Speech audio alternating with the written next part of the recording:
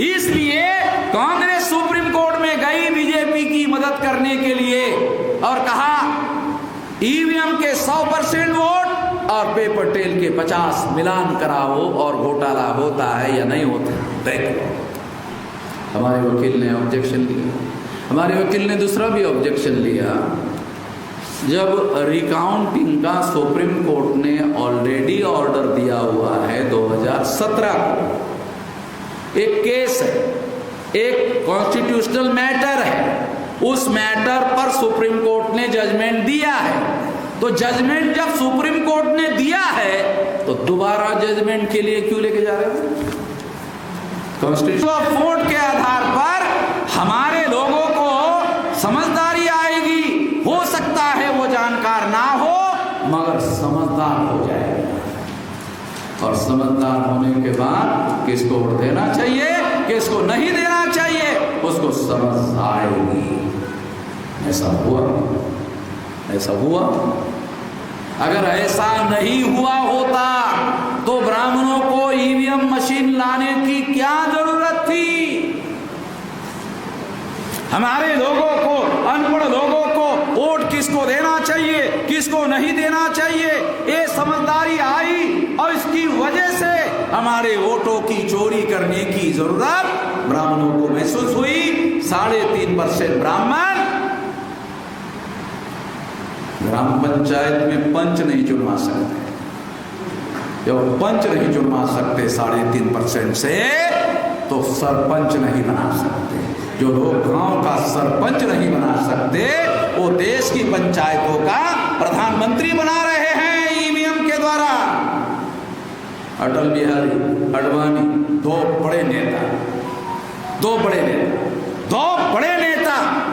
इकट्ठा आकर चुनाव कैंपेन चलाते थे और चुनाव कैंपेन चलाने के बाद भी 186 से ज्यादा सीटें कभी जितवा नहीं पाए। रिकॉर्डेड बातें बोल रहा हूं। आडवाणी और अटल बिहारी नरेंद्र मोदी से बहुत बड़े नेता थे। अटल बिहारी आडवाणी दोनों बड़े नेता थे, दोनों मिलके इलेक्शन कैंपेन चलाते थे मगर 186 से ज्यादा सीटें जितवा नहीं पाए। अकेले नरेंद्र मोदी ने 2014 में 283 सीटें जितवाई, अकेले, जो केवल गुजरात का मुख्यमंत्री था और प्रधानमंत्री पद का कैंडिडेट था। 283 सीटें जितवाई। सरकार बनाने के लिए 272 सीटें चाहिए थी, 283 सीटें जितवाई। 2019 में 303 सीटें जितवाई अकेले ने। ईवीएम साथ में थी। ये सारा खेल ईवीएम के आधार पर हुआ। और जब 2017 में ये सुप्रीम कोर्ट का ऑर्डर मैंने लाया तो ये नरेंद्र मोदी को मालूम हो गया कि अब 2019 का चुनाव जीत नहीं सकते। क्यों?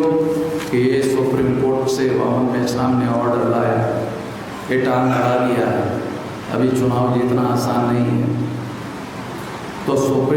तो नरेंद्र मोदी ने, आरएसएस ने, बीजेपी ने कांग्रेस को कहा 2004 में आपने घोटाला किया, 2009 में आपने घोटाला किया, हम चुप रहे, हमारा आपका समझौता हुआ, 2 बार 14 और 19 को हमें चुनाव जितवाएंगे, तुम्हारे घोटाले के बारे में हम चुप रहेंगे, हमारे घोटाले के बारे में तुम चुप रहोगे, ये हमारा समझौता हुआ था।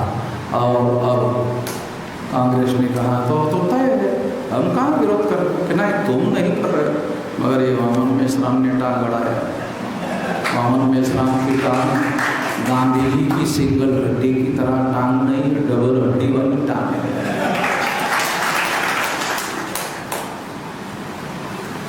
मैं अकेला रोक नहीं लगा सकता, तो कांग्रेस की मदद चाहिए। कांग्रेस ने पूछा प्रधानमंत्री को, ने कहा मैं, सरकार किसकी है? कहा मेरी। चुनाव कमिश्नर किसने बनाया? कि मैंने बनाया। देश की मशीनरी किसके नियंत्रण का? मेरे। सब कुछ तो तेरे कब्जे में, तो तू काहे के लिए हमारी मदद मांग रहा है? कांग्रेस के कब्जे में थी तो साले हम किसी की मदद मांगते थे हैं? बेवजह में सारे देश के लोग हमको कांग्रेसियों को 2 नंबरी बोलते हैं। तुम भी बनो 2 नंबरी, करो जो करना है करो। कहने एक बाबू में साहब कट्टा बढ़ाया हुआ है, इतना आसान नहीं है। आप हमारी मदद करो। फरवरी 2019 को लोकसभा की चुनाव, अभिषेक मनु सिंघवी सुप्रीम कोर्ट के जो बड़े 10 लॉयर है ना, उसमें से एक लॉयर है अभिषेक मनु सिंघवी, 10 में से बड़ा लॉयर। सुप्रीम कोर्ट में केस लेकर गया बीजेपी आरएसएस की मदद करने के लिए। उसमें डिमांड किया 50% मिलान करा, ईवीएम के 100% और पेपर टेल के 50 मिलान कराओ। ये वामन मेश्राम का जो ऑर्डर है रिकाउंटिंग का 100% का, इसमें 13 लाख से लेकर 18 लाख वोट गिनना पड़ेंगे, बहुत समय लगेगा। मेरे वकील ने सुप्रीम कोर्ट ने कहा चलो ठीक है, आप कहते हो लंबा समय लगेगा। संविधान में कहाँ लिखा हुआ है? संविधान में लिखा हुआ है फ्री फेयर एंड ट्रांसपेरेंट चुनाव होना चाहिए। आप हमें बताओ ज्यादा समय नहीं लगना चाहिए, ऐसा बाबा साहब ने कहा, लिखा। बताओ, तुम फरवरी से चुनाव घोषित करते हो और मई में रिजल्ट लगाते हो।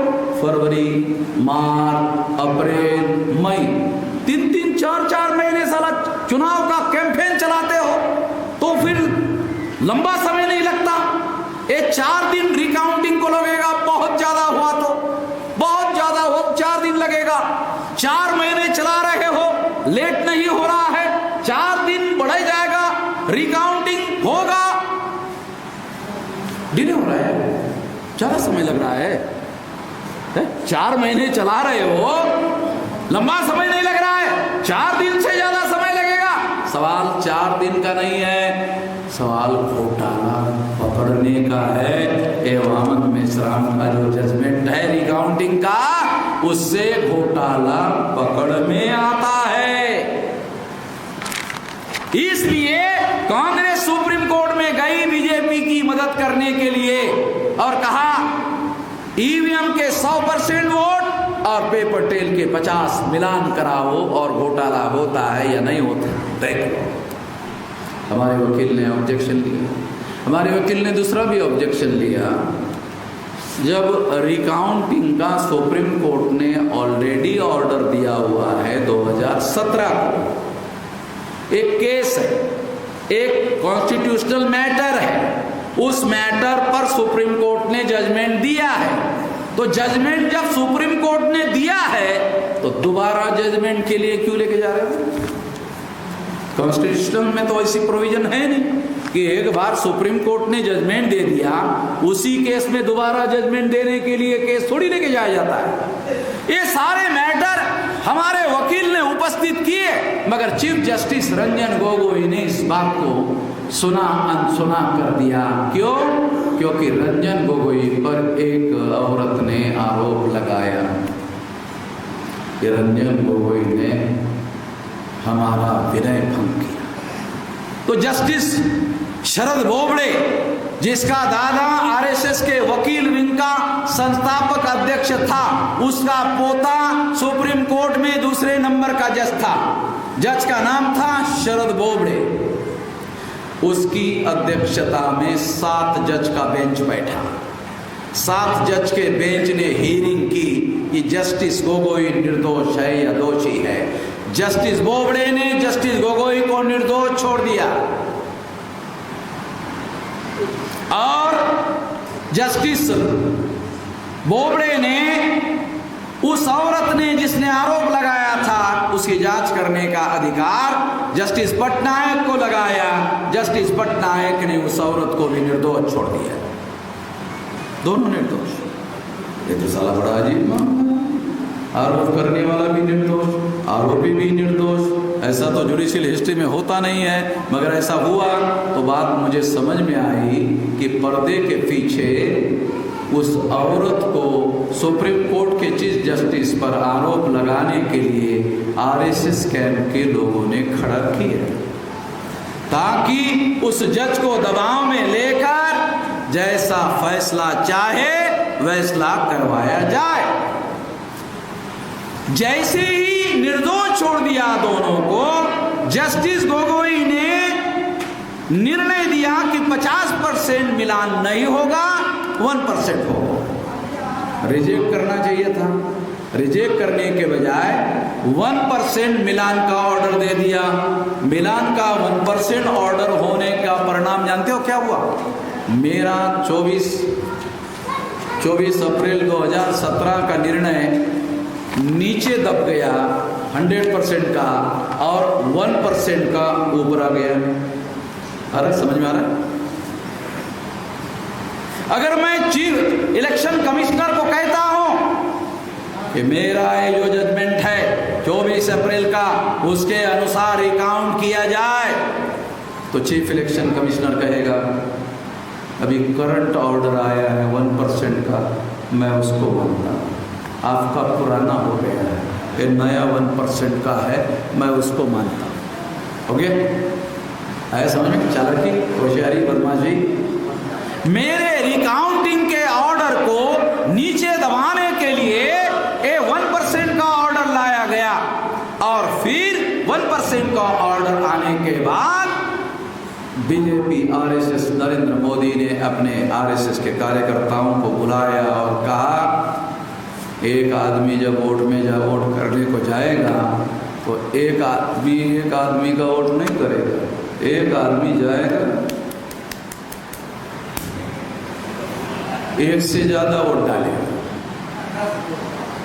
एक आदमी वोट करने को जाएगा मगर एक वोट नहीं डालेगा, ज्यादा वोट डालेगा। आप बोले क्या बात करते हैं, कुछ भी बातें करते हैं। आपको सबूत चाहिए, चलो लो सबूत लो, बगैर सबूत के कोई बात नहीं करता। साथियों,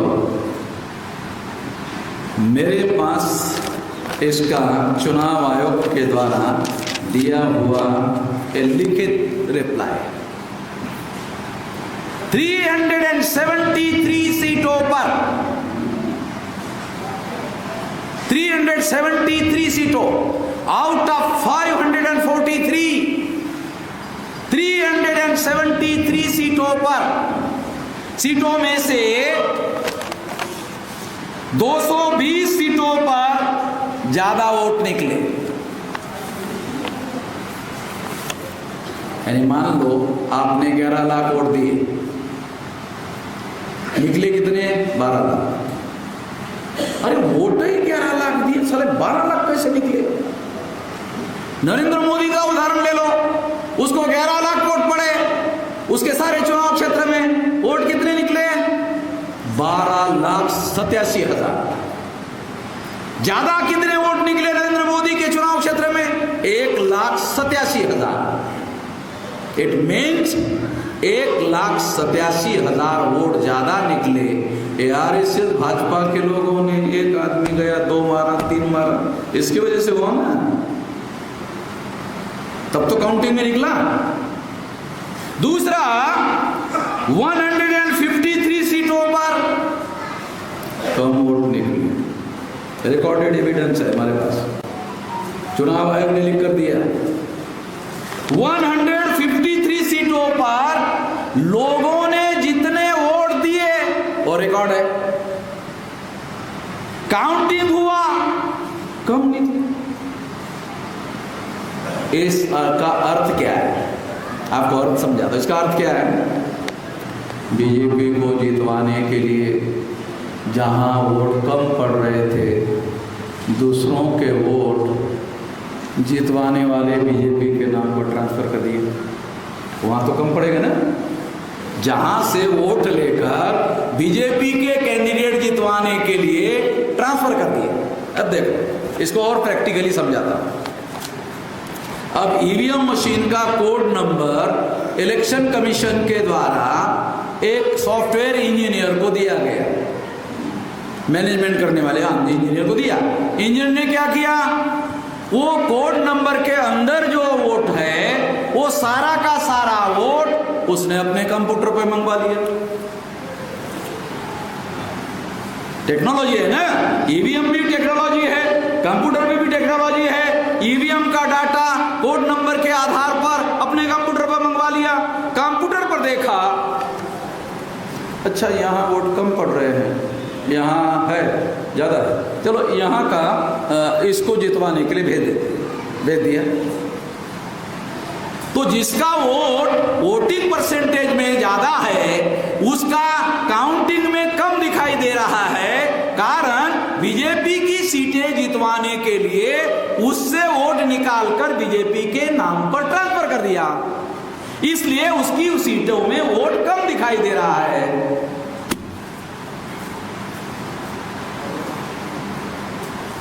तो इस तरह से ये ज्यादा और कम वाला जो मामला है इसकी व्याख्या इस तरह से की जा सकती है। और ये सारा डाटा चुनाव आयोग के द्वारा 373 सीटों का हमारे 5 चुनाव आयोग के द्वारा लिख कर दिया हुआ है। और ये सारा का सारा डाटा का 543 का रिकॉर्ड है। इसका मतलब है 373 में से बीजेपी ने सीटें कितनी जीती पता है आपको? 2019 में 303। गठबंधन में सीटें कितनी जीती? 340। बीजेपी ने कितनी जीती? 303। इसका मतलब यह है कि 373 सीटों का ये जो घोटाला है इसमें से 100% सीटों पर बीजेपी ने घोटाले से सीटें जीती।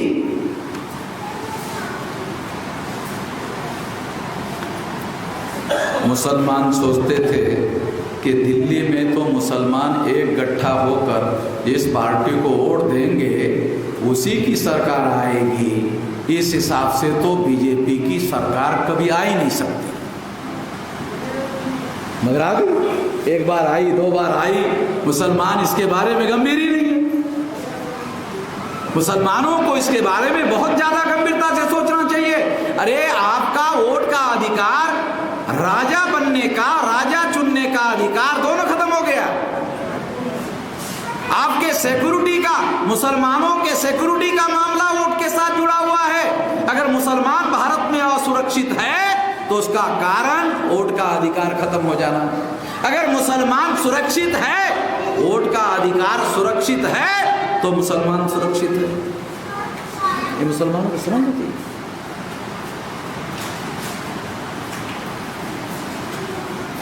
मैं केवल मुसलमानों की बात नहीं कहना चाहता, SC ST OBC के 74.5% वोट है। SC ST OBC के 74.5% वोट है। और सारे देश भर में चर्चा किस बात की होती है? हिंदू मुसलमान, हिंदू मुसलमान, हिंदू मुसलमान, हिंदू मुसलमान, हिंदू मुसलमान, हिंदू मुसलमान। चर्चा हिंदू मुसलमान, हिंदू मुसलमान, हिंदू मुसलमान। जब चर्चा हिंदू मुसलमान की होती है, शेड्यूल कास्ट गायब हो जाता है, शेड्यूल ट्राइब गायब हो जाता है, OBC गायब हो जाता है। अरे हमारा अकाउंट 0 हो जाता है। हमारे बाप ने, बाबा साहब आम्बेडकर ने वोट का अधिकार देके हमें ताकतवर बनाया। और हिंदू मुसलमान, हिंदू मुसलमान, हिंदू मुसलमान, हिंदू मुसलमान, इस वजह से हमारा वोट 0 हो जाता है। SC ST OBC के लोगों ध्यान देखो, जिस दिन तुम्हारा वोट हिंदू के नाम पर तुम्हारा अकाउंट में जमा हो जाएगा, अरे तुम्हारा आरक्षण खत्म। शेड्यूल कास्ट के नाम पर आरक्षण, शेड्यूल ट्राइब के नाम पर आरक्षण, OBC के नाम पर आरक्षण, हिंदू के नाम पर 0। जब SC ST OBC हिंदू हो जाएगा तो आरक्षण 0। जितने जल्दी SC ST OBC के लोगों को समझ में आएगा उतने जल्दी, मैं आपको RSS BJP में SC ST OBC के कुछ लोग गए और वहां SC ST OBC की बात करने लगे तो वहां विश्व हिंदू परिषद और RSS के लोगों ने उनको क्या कहा, उन्होंने मुझे बताया। उन्होंने क्या बताया? हमने SC ST OBC के मुद्दों के बारे में वहां बात की तो RSS के लोगों ने हमको कहा, अरे तुम भाजपा में होकर भी SC ST OBC हो? तो उन्होंने कहा क्यों? अरे आप हिंदू हो भाई, आप SC ST OBC थोड़ी हो, आप हिंदू हो। अच्छा तो वो आरक्षण, अरे आप जब हिंदू हो जाओगे तो आपका तो राज हो जाएगा ना, आपको काय को रिजर्वेशन की जरूरत है। साला गधा बनाने का इतना बड़ा कार्यक्रम RSS BJP के लोगों के द्वारा SC ST OBC को महागधा बनाने का अभियान। महागधा कौन? जो हिंदू बनेगा वो महागधा।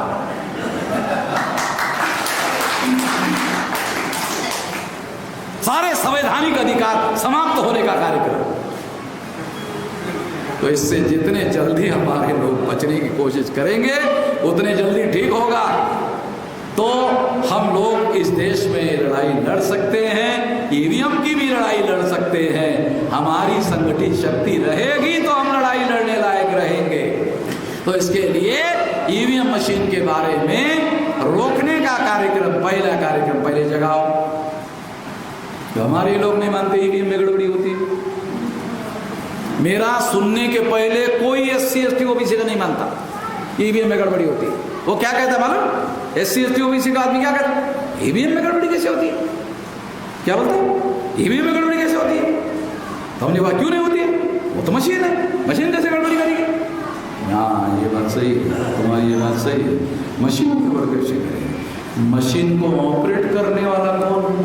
पंडित, त्रिवेदी, चतुर्वेदी, द्विवेदी। 79.2% प्रथम श्रेणी के IAS IPS अधिकारी चुनाव कंडक्ट करवाते ना, मशीन का ऑर्डर देते ना, मशीन बनवाते ना। उनको जैसी मशीन चाहिए वो बनवाते कि नहीं बनवाते? तो मशीन आदमी ऑपरेट करता कि नहीं करता? और उस मशीन में भी पंडित ऑपरेट करता कि नहीं करता? तो मशीन अपने से नहीं चलती, मशीन को कमांड देने वाला आदमी। टेक्नोलॉजी की एक कमी क्या है? मशीन, आपका कंप्यूटर ले लो, जब तक आप कमांड नहीं देते हो कंप्यूटर को, कंप्यूटर चलता नहीं है। कमांड देने का काम आदमी करता है, आदमी अपने मतलब के हिसाब से कमांड देगा ना। तो ब्राह्मण EVM को ऑपरेट करता है, जैसा चाहे वैसा ऑपरेट करता है। इस वजह से घोटाला होता है, इसका जागरण करना होगा पहले। दूसरी बात क्या करनी होगी? चुनाव आयोग को लिख कर देना होगा कि अगर तुम EVM पर ही चुनाव करवाना चाहते हो तो EVM में ये सुधार होना चाहिए, लिख के देना। और सुप्रीम कोर्ट का 3 जज का पैनल उसकी निगरानी नियंत्रण करे। दूसरा, नागरिक पैनल निगरानी करे। केवल सुप्रीम कोर्ट नहीं, नागरिक पैनल जो देश को चुनने का काम करता है वो नागरिक है, उसको भी उस मशीन को जांच करने का अधिकार होना चाहिए। ये हम लिखित रूप से चुनाव आयोग को भेजने वाले हैं। अगर चुनाव आयोग नहीं मानता है, भारत बंद करेंगे। अगर नहीं मानता है, भारत बंद करेंगे। आपको मालूम है, हमने भारत बंद करवाया, CAA के मुद्दे पर भारत बंद करवा, मालूम है ना? अभी तक नरेंद्र मोदी की हिम्मत नहीं हुई CAA दोबारा लागू होने की, है पता? कानून डब्बे में गोल करके रखवा है हमने, बंद करके रखा हुआ। लोग कहते हैं नरेंद्र मोदी बहुत शक्तिशाली प्रधानमंत्री है, चलो मान लेते हैं। तो CAA का कानून लागू क्यों नहीं करवाया? CAA का कानून लागू क्यों नहीं करवाया? बहुत शक्तिशाली है तो क्यों नहीं लागू करवाया? हमने रोका ना। अगर नरेंद्र मोदी शक्तिशाली है तो वामन मेश्राम भी 1 इंच तो ज्यादा है? ज्यादा नहीं, 1 इंच तो ज्यादा है। अगर ज्यादा नहीं होता तो बंद कैसे होता? हमने बंद करवाया CAA हमारी वजह से। क्या देश के मुसलमानों को पता है कि CAA मैंने बंद करवाया? क्यों भाई चांद मोहम्मद, मुसलमानों को पता है क्या हमने बंद करवाया? अगर मुसलमान मैदान में उतरते तो RSS वाले क्या कहते? अरे देखो मुसलमान मैदान में उतरे, तुम हिंदू चले घर में बैठे हुए हो गया हिंदू मुसलमान का मामला। अगर हम मैदान में उतरे तब बंद हुआ, SC ST OBC के लोग मैदान में उतरे तब मुसलमान ने साथ दिया, फिर बंद हो। ये बात है समझ, इस वजह से हुआ। और अगर ऐसा है तो इस देश में मुसलमानों को एक फैसला करना चाहिए कि आरएसएस बीजेपी को अगर कोई लड़ रहा है उसके साथ में, तो मुस्लिम क्या सोचते हैं मालूम? मुस्लिम सोचते हैं कि जो बीजेपी को परास्त करे देश में उसको, और जो प्रदेश में परास्त करे उसको वोट है। क्यों है कि नहीं ऐसा? तो प्रदेश में ब्राह्मणों के दल है, मुसलमान उसको वोट देते। राजा राम अगर मान लो बीजेपी राजा राम, तो मुसलमान सीताराम को वोट देता है। जो आपको समझ में आई इसलिए बता रहा हूं, क्योंकि मुझे एक गलत आदत बहुत पड़ी हुई, सच बोलने की। ये सच बोलने की बहुत गलत आदत है मेरी। तो अगर आरएसएस वाले राजा राम है, क्योंकि वो राम राम राम राम राम राम राम राम करते रहते ना, तो इसलिए कह रहा हूं, अगर वो राजा राम है तो आप लोग उसको वोट देते हो। कौन सीताराम है भाई? बीजेपी को परास्त करने वाला, तो आप सीताराम को वोट देते हो, तो राजा राम की जगह सीताराम आ जाता है, सीताराम की जगह राजा राम आ जाता है। तो देश में राजा राम सीताराम, राजा राम सीताराम, राजा राम सीताराम, राजा राम सीताराम, राजा राम सीताराम, तो भजन चलते हैं। इससे कम चलेगा? अरे कम से कम मुसलमानों को तो ऐसा नहीं करना चाहिए। एससी एसटी ओबीसी के लोग गधे हैं, ठीक है, मगर आप राम के पीछे क्यों पड़े हुए हो? आप क्यों बच्चे बड़े हो? आपका पुरखा तो मोहम्मद साहब है, आपका पुरखा राम तो नहीं है। आप काय के लिए पीछे पड़े हुए हो? नहीं, वामन मेश्राम हरवा नहीं सकता, इसलिए हम वामन मेश्राम की बात सही है, वामन मेश्राम की बात सही है, मगर वामन मेश्राम उसको हरवा नहीं सकता, इसलिए हम उसके साथ, सीताराम के साथ हैं। ये मुझे जवाब दिया लोगों ने, मुस्लिम हमारे भाइयों ने जवाब दिया, तो मेरा उसको जवाब,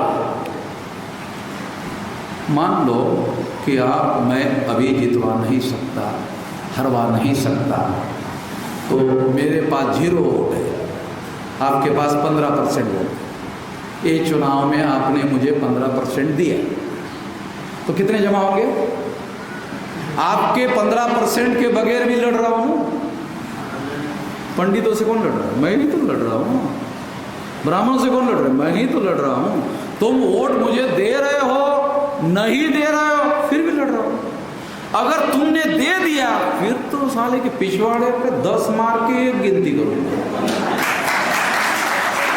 10 मारूंगा लात पीछे से, और एक बड़ा नहीं, एक ही हो गया। अगर आपने मुझे दिया एक चुनाव, एग्जाम्पल, हाइपोथेसिस, इसको अंग्रेजी में हाइपोथेसिस बोलते हैं, आपने दिया तो मेरे अकाउंट में जमा हो गया 15, बराबर? मेरे अकाउंट में जमा हो गया 15, तो schedule caste, schedule tribe, backward class के लोगों को लगेगा 15 थोड़ा ही जरूरी है। 21% शेड्यूल कास्ट है यूपी की, 15, वो 21 वाला क्या सोचे? 15 पहली, अगर 21 दे दिया तो 15 और 21, हाँ, बीजेपी को परास्त कर सकते हैं। शेड्यूल कास्ट और मुसलमान का 15 और 21 की अगर आप गिनती करो 36%, बैकवर्ड 52 और बाकी है ना, उसमें और बाकी है, तो फिर लोगों को परास्त करने का फार्मूला तैयार हो सकता है, ऐसा किया जा सकता है, ऐसा करना चाहिए, ऐसा समझदारी होनी चाहिए। अगर ऐसी समझदारी हम लोग पैदा करके काम करें तो होगा, नहीं तो कैसे होगा? अन्यथा कांग्रेस को आप लोगों ने ताकतवर कैसे बनाया? मुसलमानों ने ताकतवर कैसे बनाया? कांग्रेस ब्राह्मणों की पार्टी, चटर्जी, मुखर्जी, बनर्जी, गोखले, तिलक आगर करने कांग्रेस बनाई, तो ब्राह्मणों की पार्टी, ब्राह्मणों के पास वोट कितने? 3.5, आपने कितने दिए? 15, कांग्रेस के कितने हुए? 18.5, आपकी वजह से 18.5 हो गए ना, आपकी वजह से 18.5 हो गए, और उसमें 15-16% शेड्यूल कास्ट के जमा हो गए, कांग्रेस जीत गई, कांग्रेस जीत गई। ये बातें मैं इसलिए आपको समझा रहा हूं कि मुस्लिम लोगों को ये बात समझना होगा, नहीं तो आप अगर ऐसा विकल्प सीताराम होगा और सीताराम का विकल्प राजाराम होगा, और वो राजाराम का जो विकल्प सीताराम है वो आपकी समस्या का समाधान करने वाला नहीं। क्यों? बोलता है यार हमारे वोट नाराज हो जाते हैं तुम्हारा साथ देने से। बोलते नहीं, आप मुसलमानों का काम हम कर नहीं सकते, हमने आपको वोट दिया, हमें वोट आपने दिया ये हम मानते, तो आपका काम नहीं कर सकते क्योंकि हमारे लोग नाराज हो जाते, इसलिए आपका काम नहीं कर सकते। फिर मुस्लिम क्या करते हैं? मेरे पास आते, मैं इस्लाम आपको तो वोट नहीं दिया मगर काम आप भी करते, मेरे पास आते, मैं भी करता हूँ, ये आशा में करता हूँ कि आप कल देंगे, परसों देंगे, नरसों देंगे, कभी तो देंगे, मैं अपना करते रहता हूँ। मुसलमानों की जो भी समस्याएं आती है उनके लिए एक मौलाना उधर मीरज में पुलिस वाले घर से उठा के लेके गए, घर से उठा के लेके गए मौलाना को, कोई उसकी कोई गलती नहीं है। आजकल मुसलमानों को पुलिस वाले गलती की जरूरत ही नहीं है, मुसलमानों ने कोई गलती की उसकी जरूरत ही नहीं है, उसको उठाकर लेके जाते हैं और एक आदमी को खड़ा कर देते हैं उसके खिलाफ पुलिस चौकी में, दो क्या ना हो गया, एफआईआर हो गए। तो मैं आपको ये बताना चाहता हूं कि इस पर फैसला लेना जरूरी है कि आपको विचारधारा के आधार पर जो मजलूमों की लड़ाई लड़ने वाले लोग हैं उनके साथ खड़ा होना चाहिए। अरे मजलूमों के साथ खड़ा होना चाहिए, वामन मिश्राम का आदेश थोड़ी, तो अल्लाह ताला का आदेश है। मजलूमों के साथ है, मुझे तो मालूम नहीं था, हमारे मुस्लिम मौलाना लोगों ने मुझे बताया कि कुरान में ऐसा लिखा हुआ है मजलूम का साथ देना चाहिए। ये तो अल्लाह ताला का कुरान में आदेश है। अगर कुरान में अल्लाह ताला का आदेश है मजलूमों का साथ देना चाहिए, अगर भारत का मुसलमान मजलूमों का साथ नहीं देता है तो अल्लाह ताला के आदेश का उल्लंघन करता है, अल्लाह ताला के आदेश का उल्लंघन करता है, तो फिर अल्लाह ताला तो मुसलमानों को संकट में डालेगा ना भाई। बुरा लगेगा आपको सुनने के लिए, मगर जो सही है बोल, फिर अल्लाह ताला तो संकट में डालेगा। क्यों? कि मैं इसको संकट में डालूंगा तब तो मेरे पास आएगा।